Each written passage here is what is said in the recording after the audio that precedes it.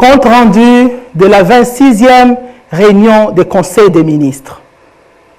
Son Excellence, Monsieur le Premier ministre, chef du gouvernement, Jean-Michel Sama Lukonde Kyenge, a présidé la 26e réunion du Conseil des ministres du gouvernement de la République ce vendredi 29 octobre 2021 par visioconférence. 5 points étaient inscrits à l'ordre du jour, à savoir 1. Communication de son Excellence, Monsieur le Premier ministre, chef du gouvernement. 2. Point d'information. 3. Approbation d'un relevé de décision du Conseil des ministres. 4. Examen et adoption des dossiers. 5. Examen et adoption des textes. Point 1. Communication du Premier ministre. La communication du Premier ministre, chef du gouvernement, a porté essentiellement sur 5 points, à savoir de la poursuite du dialogue social entre le gouvernement et les bancs syndicaux. Le Premier ministre a salué la poursuite de ce dialogue entre le gouvernement et l'intersyndicale de l'administration publique, INAP, d'une part, et celui entre le gouvernement et les différents bancs syndicaux de l'enseignement primaire, secondaire et technique d'autre part. Les travaux se déroulent respectivement à Bibois, à Kinshasa, et à Mboué-la Lodge, au Congo central. Le chef du gouvernement a réaffirmé la détermination du gouvernement de toujours privilégier le dialogue social afin que le problème des agents et fonctionnaires de l'État y trouve des solutions appropriées, notamment pour une année scolaire apaisée. Point 2. Des préparatifs des 9e Jeux de la francophonie. Le Premier ministre a appelé tous les membres du comité de pilotage à s'activer rapidement dans l'organisation de ces Jeux de la francophonie selon les engagements pris par notre pays. Il a demandé qu'un rapport succinct sur l'avancée des préparatifs de ces Jeux lui soit fourni dans les 2 prochaines semaines. Point 3. Du programme de développement à la base des 145 territoires. En exécution de la vision du président de la République pour un développement à la base de nos 145 territoires, le Premier ministre a informé le Conseil qu'il effectuera ce week-end une descente à Songololo, dans la province du Congo central, pour le lancement de certains travaux prioritaires. Point 4. Du processus de recensement et d'identification de la population.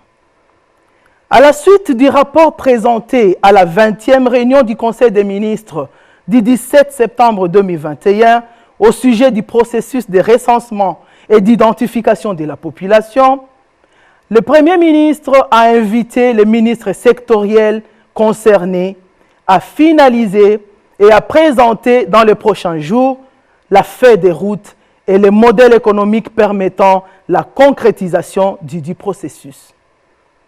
Point 5.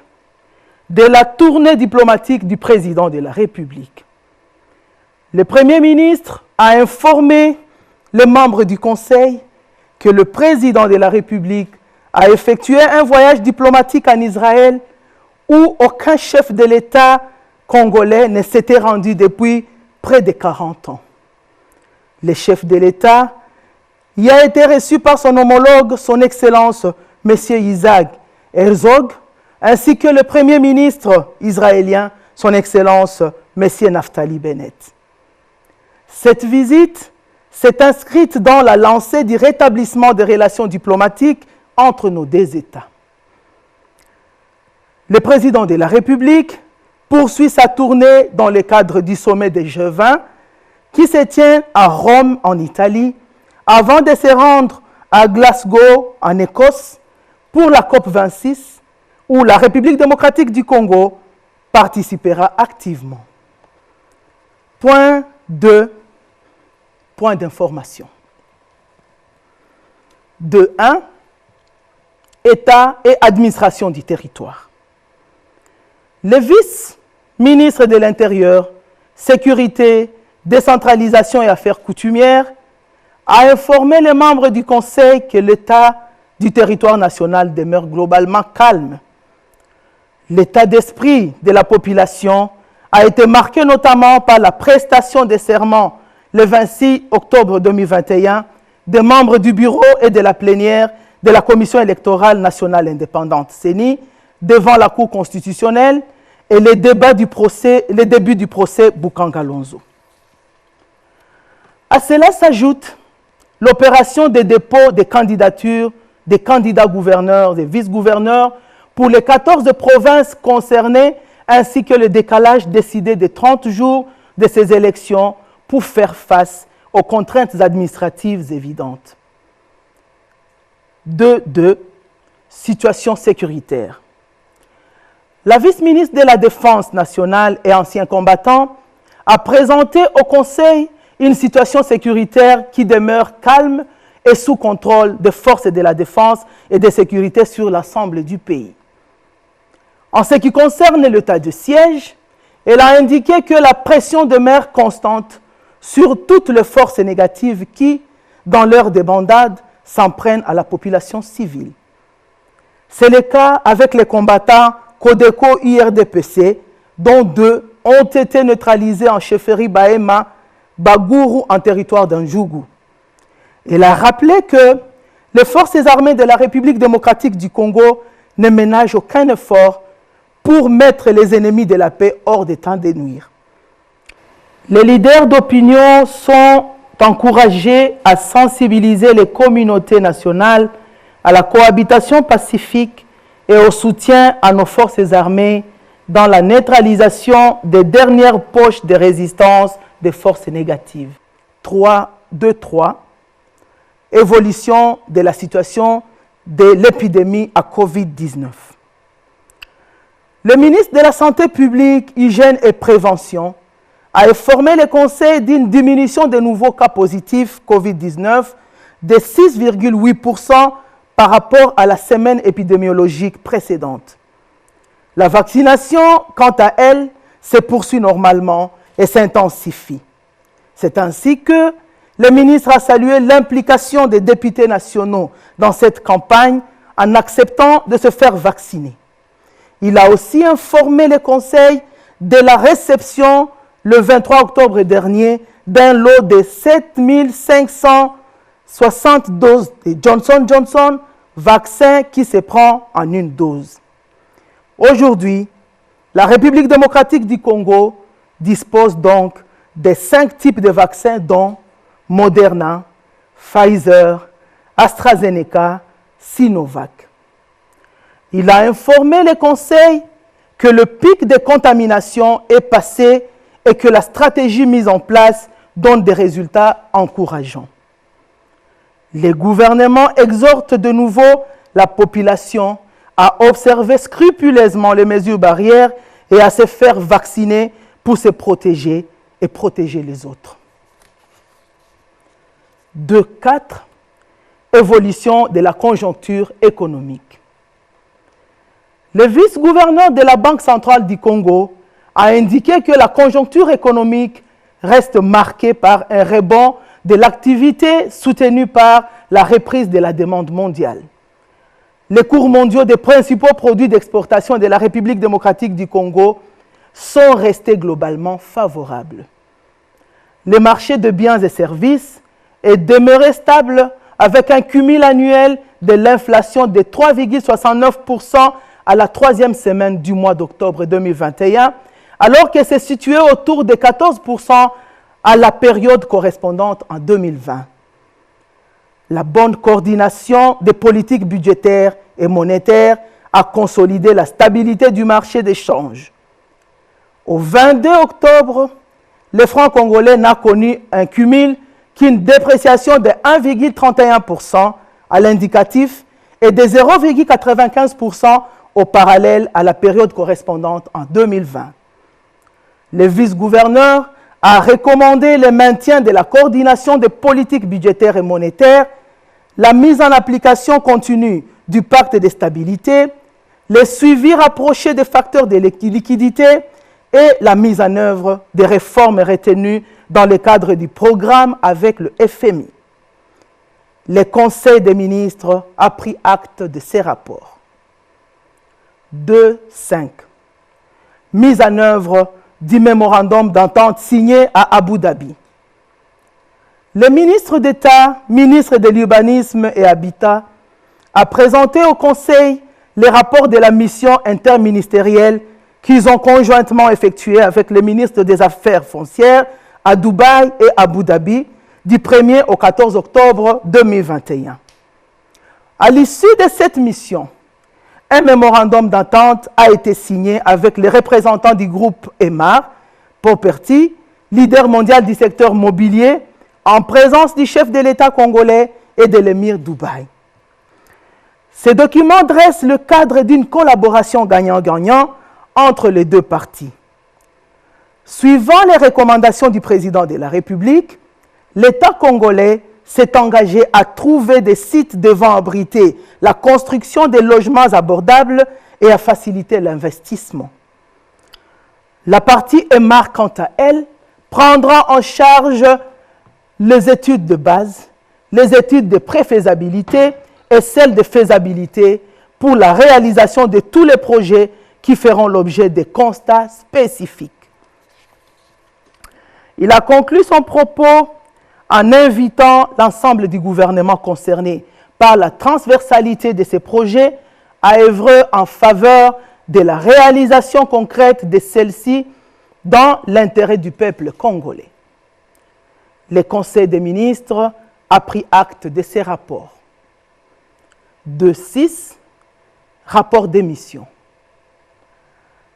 Le premier rapport présenté au Conseil par le ministre de l'Industrie a porté sur la mission interministérielle qui a été effectuée sous la conduite du ministre d'État en charge du développement rural à Vanga, territoire de Bulungu, dans la province de Kwilu. Dans ce cadre, la délégation a visité une grande usine de production d'huile de palme et de biodiesel, ainsi que le terrain de préparation d'une pépinière de palmiers sur un espace estimé à 2000 hectares. Ce projet développé par la société privée des droits congolais est une réponse aux engagements consignés dans le plan directeur d'industrialisation en ce qu'il vient participer à la réindustrialisation de notre pays. Aussi, offre-t-il dans l'arrière-pays une opportunité de près de 3000 emplois directs et indirects en faveur de la population locale. La délégation a salué les efforts patriotiques des promoteurs du dit projet tout en sollicitant du gouvernement la validation d'un appui substantiel via le Fonds de promotion de l'industrie en faveur de la société Krisnovic afin de lui permettre d'achever son projet et de mettre en service l'usine au premier trimestre de 2022. Le deuxième rapport a concerné, quant à lui, la mission d'experts interministériels effectuée à Maluku et à Bukangalonzo. Elle a eu pour objectif, d'une part, d'identifier la zone économique spéciale de Maluku et le matériel à transférer sur le site de Bukangalonzo, et d'autre part, de collecter les données techniques relatives à l'alimentation électrique de l'usine de transformation de Bukangalonzo. Après avoir examiné les observations émises par les experts, le ministre de l'Industrie a sollicité du Conseil ce qui suit. L'implication de la SNEL dans la réhabilitation du poste de Bukangalonzo et la nécessité d'accorder une priorité à protéger les pylônes haute tension menacés par les érosions. L'installation de 2 ou 3 cabines moyenne tension et basse tension dans les sites de Bukangalonzo pour alimenter la minoterie qui fonctionne jusqu'à ce jour avec les groupes électrogènes avec une forte consommation de gazole. La mise en place d'une commission interministérielle agriculture, industrie, ressources hydrauliques et électricité SNEL en vue d'une élaboration, l'état de lieu du poste de proposer des autres vers lesquels les lignes électriques peuvent être construites sous la gestion et l'exploitation de la SNEL. l'aménagement de la route qui mène vers le site Bukangalonzo en vue de sa praticabilité. Après débat et délibération, ces rapports de mission ont été adoptés. Point 3. Approbation d'un relevé des décisions du Conseil des ministres. Le Conseil des ministres a adopté les relevés des décisions prises lors de sa 25e réunion tenue le vendredi 22 octobre 2021. 4. Examen et adoption des dossiers. 4.1. De la contribution déterminée au niveau national de la République démocratique du Congo. À la veille de l'ouverture de la COP26, la vice-première ministre, ministre de l'Environnement et Développement durable, a présenté au Conseil les propositions de la République démocratique du Congo pour lutter contre les changements climatiques, résumées dans un document appelé « Contribution déterminée au niveau national », CDN en sigle. Cette dernière est à la fois un outil de cadrage stratégique en matière de lutte contre les changements climatiques et un acte d'engagement international de notre pays. Elle a indiqué que l'ambition de réduction du gaz à effet de serre de la République démocratique du Congo a été relevée de 17% à 21%, correspondant à la période couverte de 2021 à 2030. Les secteurs pris en compte pour contribuer à cette contribution sont l'énergie, l'agriculture, le forêt et les déchets. Ces secteurs sont les principaux émetteurs de dioxyde de carbone, de méthane et de protoxyde d'azote. Le budget estimé de la mise en œuvre de la CDN de la République démocratique du Congo est de 48,68 milliards de dollars américains, dont 25,60 milliards de dollars américains pour la mise en œuvre des initiatives d'atténuation et 23,08 milliards de dollars américains destinés aux mesures prioritaires d'adaptation. La vice-première ministre a souligné la nécessité d'entreprendre des réformes institutionnelles et légales nécessaires et d'adopter des politiques sectorielles adaptées à la mise en œuvre de la CDN et à son succès. Ces réformes, a-t-elle insisté, devront permettre à notre pays de mettre en place des conditions nécessaires à la réduction de ses émissions de gaz à effet de serre et de s'assurer que sa population et son économie s'adaptent au changement climatique. Elle a conclu son intervention en rappelant que la République démocratique du Congo va se présenter à Glasgow comme pays solution au problème du changement climatique. Après débat et délibération, le Conseil a adopté ces dossiers. 4.2. De l'évaluation et du suivi des mesures pour la mobilisation accrue des recettes de l'État. La vice-ministre des Finances a présenté au Conseil la situation de la trésorerie de l'État. En termes de recettes mobilisées du 1er janvier au 28 octobre 2021, un cumul de 9 439 milliards de francs congolais a été enregistré, ce qui indique que les assignations budgétaires annuelles ont été à ce stade réalisées à 100%. S'il faut consolider et considérer les prévisions réajustées à 10 196 milliards de francs congolais, le taux d'exécution est de 92%. Pour le seul mois d'octobre, les recettes ont été de 767 milliards de francs congolais, ce qui représente 107% des assignations mensuelles. Selon les statistiques commentées par la vice-ministre des Finances, la Direction générale des impôts DGI a réalisé 121% sur les assignations budgétaires mensuelles évaluées à 339,1 milliards de francs congolais. La Direction générale des douanes et accises, DGDA, a atteint 103% sur ses assignations mensuelles, arrêtées à 235,1 milliards de francs congolais, et la Direction générale des recettes administratives, judiciaires, domaniales et participations, DGRAD, a quant à elle fait un taux de réalisation de 80% sur ses assignations de 142,3 milliards de francs congolais. Avant de clore son propos, la vice-ministre des Finances a rassuré le Conseil de la détermination du gouvernement à maintenir le cap de la mobilisation accrue des recettes publiques et de la rationalisation des dépenses de l'État qui exerce une forte pression sur la trésorerie. Après débat et délibération, ce dossier a été adopté. 4.3.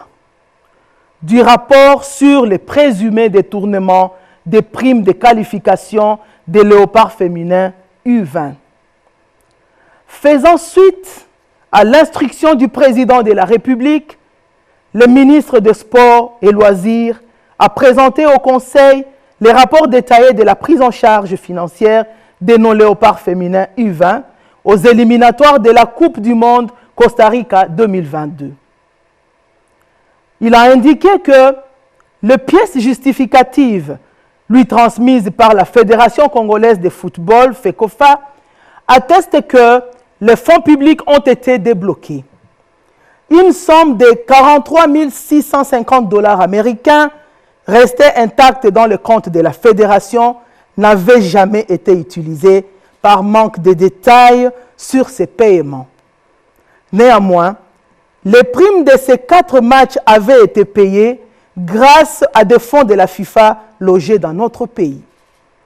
Déplorant la campagne médiatique qui s'en est suivie après l'élimination de notre sélection face au Cameroun, le ministre des Sports et Loisirs a souligné que le retard connu dans le paiement d'une prime ne devait pas conduire à saper les efforts du gouvernement dans les domaines. En tout état de cause, des mesures conservatoires ont été prises pour sécuriser l'argent public. Il a néanmoins insisté sur la nécessité pour nos athlètes de faire preuve de patriotisme et d'un sens civique élevé. Le ministre des Sports a enfin informé le Conseil de l'élaboration en cours d'un document stratégique dénommé Objectif 2024 qui va doter à moyen terme la République démocratique du Congo d'une politique sportive et d'un plan de développement et de financement du secteur des sports axé sur un nombre réduit de disciplines sportives, les handisports et les sports de prestige. Le Premier ministre va réunir dans les prochains jours les ministères sectoriels ainsi que les responsables de la Fédération congolaise de football pour approfondir les sujets et poursuivre les investigations en vue de sanctionner toute forme de manquement dans la gestion de nos équipes nationales engagées en compétition. Après débat et délibération, le Conseil a adopté ces dossiers. 5. Examen et adoption des projets de texte. La vice-ministre des Finances, représentante du ministre des Finances en mission, a présenté au Conseil le contenu des 3 projets de texte soumis à son examen et à son approbation. Le premier a concerné le projet de loi de ratification de l'accord de crédit du 17 juillet 2021 conclu entre l'Association internationale de développement et la République démocratique du Congo au titre du développement et de financement additionnel d'un montant de 100 millions de dollars américains destinés au projet de préparation stratégique et de réponse à la COVID-19.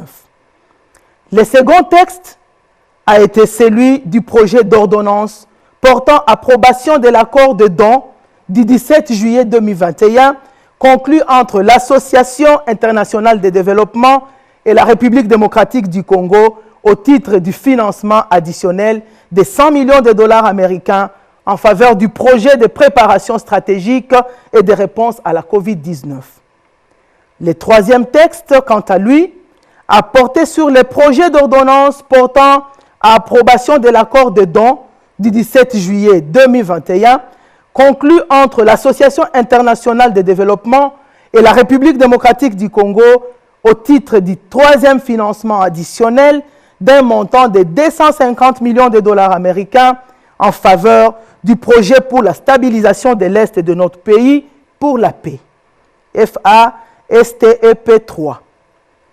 Après débat et délibération, ces 3 projets de textes ont été adoptés. Commencé à 11h50, la réunion du Conseil des ministres a pris fin à 16h. Je vous remercie.